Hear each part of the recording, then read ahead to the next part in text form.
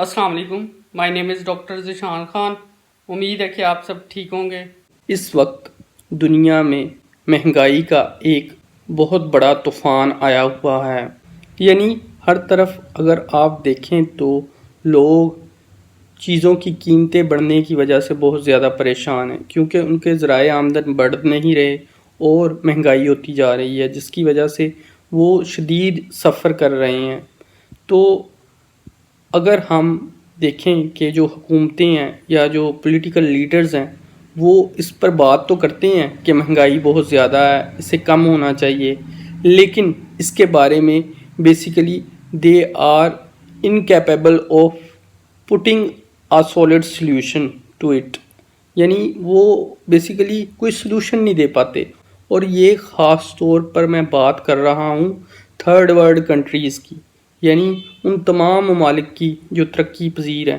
یعنی وہاں بات تو ہوتی ہے مہنگائی پر، لیکن وہاں کے جو سیاسی رہنما ہیں یا وہاں کی جو حکومتیں ہیں وہ اس حوالے سے کوئی سولڈ اقدام شو نہیں کر پاتی یا کوئی سولڈ سلوشن نہیں دے پاتی، کوئی آلٹرنیٹیو سلوشن نہیں دے پاتی ٹو ریڈیوس انفلیشن۔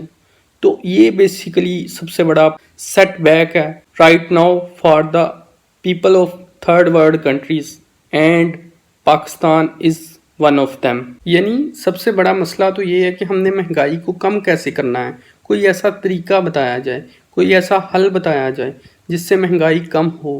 صرف باتیں کرنے سے یا اس ایشو کو صرف اپنی پولیٹیکل سکورنگ کے لیے یوز کرنا سراسر زیادتی ہے غریب عوام کے ساتھ اور غریب عوام کے جذبات کے ساتھ۔ حالانکہ مہنگائی کو کم کرنے کا جو سب سے آسان طریقہ وہ یہ ہے کہ آمدن کے ذرائع بڑھا دیے جائیں۔